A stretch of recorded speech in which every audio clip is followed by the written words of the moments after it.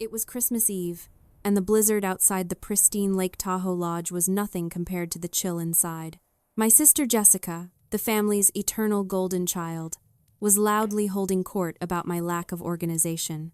"Honestly, Ashley," she said, her voice sharp enough to cut glass, "I still haven't received your RSVP for my wedding. It's next month. How hard is it to mail a card?" I didn't look up from my plate. I calmly sliced my ham and dropped the bomb. "I didn't RSVP because I've been married for a year." The silence was instantaneous. When my mother gasped and claimed they knew nothing, I simply picked up the remote control. "Drop a comment and let me know where you're listening from and what time it is for you right now. I'd love to know who's part of our community." I didn't scream. I didn't flip the table. I didn't even raise my voice. I simply stood up, walked over to the 85-inch television mounted above the stone fireplace, and tapped the cast icon on my phone. The screen flickered from a festive Yule log loop to the stark, blue and white interface of the lodge's smart home security system. The room went dead silent, the kind of silence that usually precedes a car crash. My father, Gregory, opened his mouth to ask what I was doing, but I silenced him with a single raised hand. I wasn't a daughter seeking approval anymore. I was a systems architect running a diagnostic on a failed network. "You claim you never received them," I said, my voice flat and clinical. "Let's review the data." On the screen, I pulled up the delivery logs from the smart gate. I scrolled back to November 3rd. The system logs were precise, unfeeling, and irrefutable. 10:14 a.m. Priority package delivery scanned. Addressed to Gregory, Susan, and Jessica. Gate opened. Delivery completed. I looked at my mother, Susan. Her face was already draining of color, her eyes darting nervously toward Jessica. But I wasn't done. Logs were one thing. High-definition video was another. I tapped the file labeled Front Entry, November 3rd. The video began to play. The resolution was crystal clear, capturing every snowflake drifting past the lens. In the footage, the delivery driver walked up the steps, placed a thick, cream-colored stack of envelopes on the welcome mat, and rang the bell. Moments later, the heavy oak door opened. Jessica stepped out. She was wearing her signature cashmere lounge set, holding a steaming mug of coffee. She looked down at the mail. On the massive screen, we all watched her pick up the stack. She paused, thumbing through the top envelope, the one with the gold calligraphy I had paid $12,000 for. In the video, she didn't take them inside. She didn't call out to Mom or Dad. Instead, she looked over her shoulder, checking the empty hallway behind her, and then walked directly to the large, bear-proof trash bin at the edge of the porch. With a flick of her wrist that looked practiced, almost casual, she dropped the entire stack into the bin. Then she dusted her hands off, as if clearing away a system error, and went back inside. The video ended. The screen went black. For 10 seconds, the only sound in the room was the crackling of the actual fire and the howling wind outside. Jessica sat frozen, her fork hovering halfway to her mouth, looking like a deer caught in the high beams of a semi-truck. My father looked from the screen to his favorite daughter, his expression fracturing. I disconnected my phone and slipped it back into my pocket.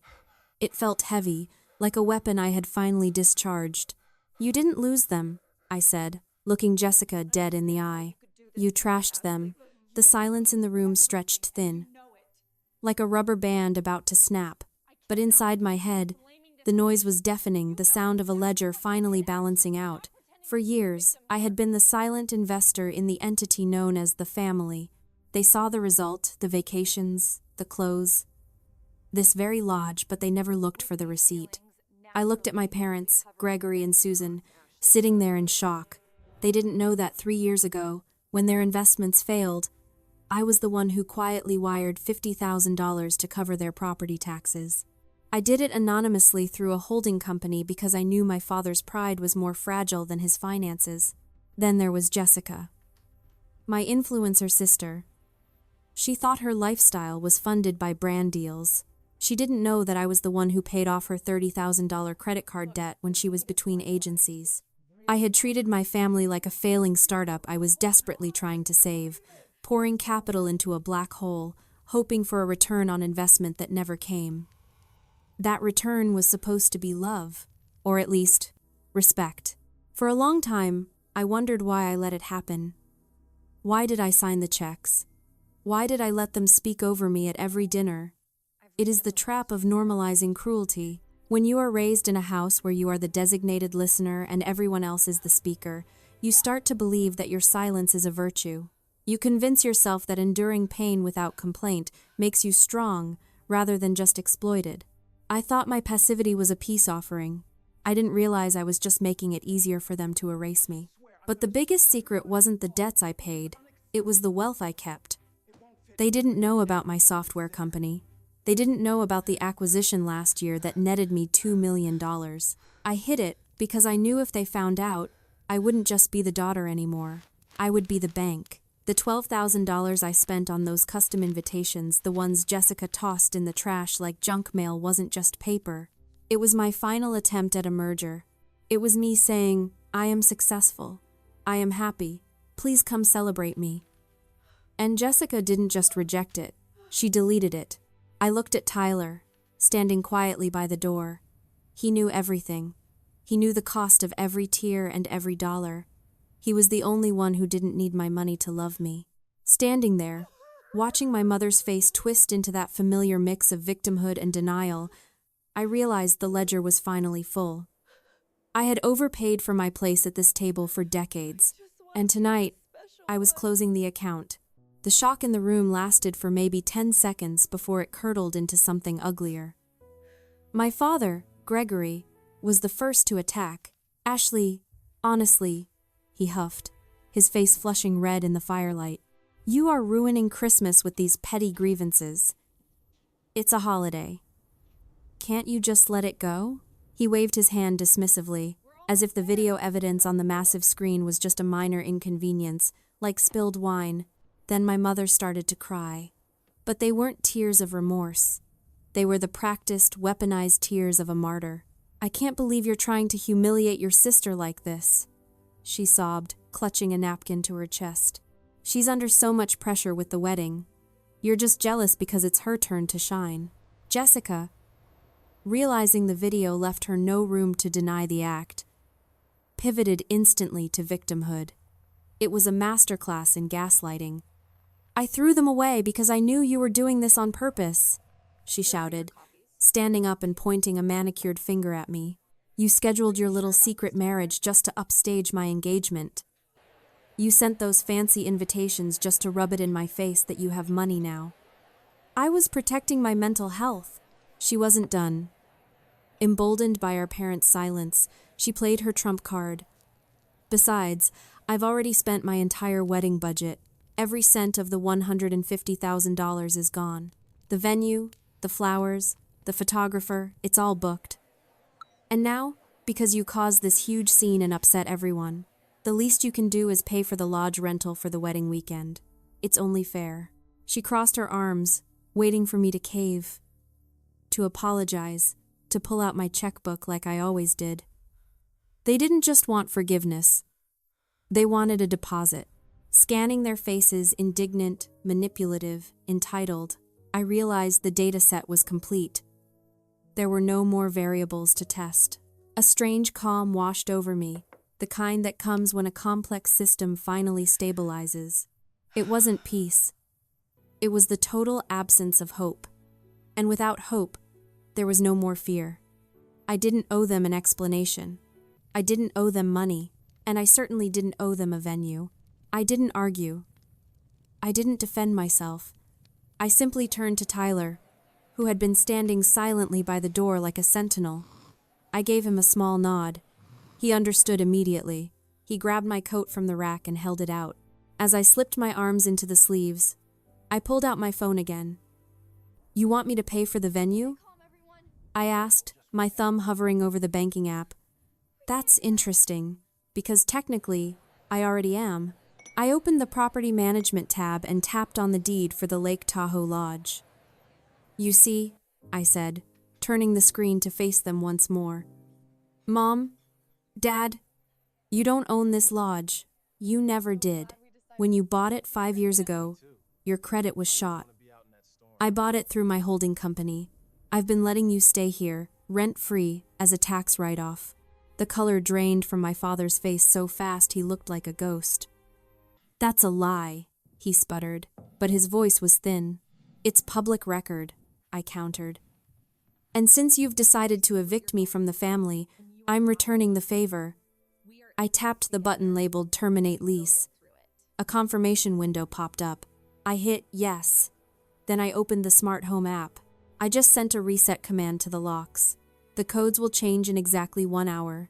That gives you 60 minutes to pack your bags and get out of my house. Jessica let out a shrill laugh. You can't do that. It's Christmas Eve. It's a blizzard. I looked at her, really looked at her, and saw only a stranger wearing my sister's face. It's not a family dispute anymore, Jessica, I said, buttoning my coat. It's a property management issue. And unlike you, I have the receipts. The power in the room shifted so violently I could almost feel the air pressure drop. They weren't just guests anymore. They were trespassers. The room was a frenzy of chaos as my family scrambled to pack their bags, the 60-minute timer ticking down in their heads like a bomb. My mother was sobbing into a suitcase, stuffing sweaters in haphazardly. My father was pacing, muttering about lawsuits and ungrateful children. But Jessica was still standing by the fireplace, staring at the blank TV screen where her crimes had just been broadcast. She wasn't packing. She was trembling. You can't kick us out, she whispered, her voice shaking. Where are we supposed to go? The roads are closed. I pulled the final piece of evidence from my pocket, the physical envelopes I had recovered from the trash bin that day. I held one up to the firelight. You figured out how to make me disappear, didn't you? I asked softly. I turned the envelope over. There, stamped in red ink right next to my name, were the words, Addressee. Deceased. The room went dead silent again. My mother stopped crying. My father stopped pacing. They stared at the envelope in my hand, then at Jessica. You told the post office I was dead, I said, my voice devoid of emotion. You didn't just throw them away. You tried to legally erase me so no one would ask questions. That's federal mail fraud, Jessica. That's a felony. Jessica crumbled. She didn't cry like a victim this time. She broke down like a child caught in a lie too big to fix. I had to, she wailed, sinking to the floor. If you came to the wedding, everyone would see you. They'd see how successful you are, how happy you are, and I'd just be. She looked up at me, mascara running down her face, the golden child facade completely shattered. I just wanted one day where I was the special one. Is that so wrong? I looked at her, really looked at her, and for the first time, I didn't see a monster. I saw a fragile, terrified girl standing on a pedestal made of sand. She existed only through validation. Without the applause, without the perfect image, she was nothing. And without the pedestal I had paid for, she fell. It's not wrong to want to be special, I said, my voice quiet, but destroying someone else to build yourself up? That's not special, Jessica. That's pathetic. I dropped the envelope on the coffee table. I'm not your banker anymore. I'm not your punching bag. And I'm certainly not your ghost. I turned to Tyler. Let's go. We walked out into the blizzard, the wind howling around us. But for the first time in years, I didn't feel the cold. I felt light. Tyler held my hand tightly as we navigated the snowy steps to our SUV. Behind us, the lodge was a glowing box of panic and regret, but it was already fading in the rearview mirror. The drive down the mountain was treacherous, the snow coming down in thick sheets, but the silence inside the car was peaceful. It wasn't the heavy, loaded silence of my family dinners. It was the comfortable silence of two people who didn't need words to understand each other. We stopped at a small, 24-hour diner at the base of the mountain. It was empty, except for a trucker dozing in a booth and a waitress who looked like she'd rather be anywhere else. We slid into a vinyl booth and ordered 2 slices of cherry pie and black coffee. It wasn't a fancy Christmas dinner. There was no prime rib, no expensive wine, no performative toasts. But it was honest, and it was ours. As I took the first bite of pie, my phone buzzed. It was a notification from my banking app, lease termination processed.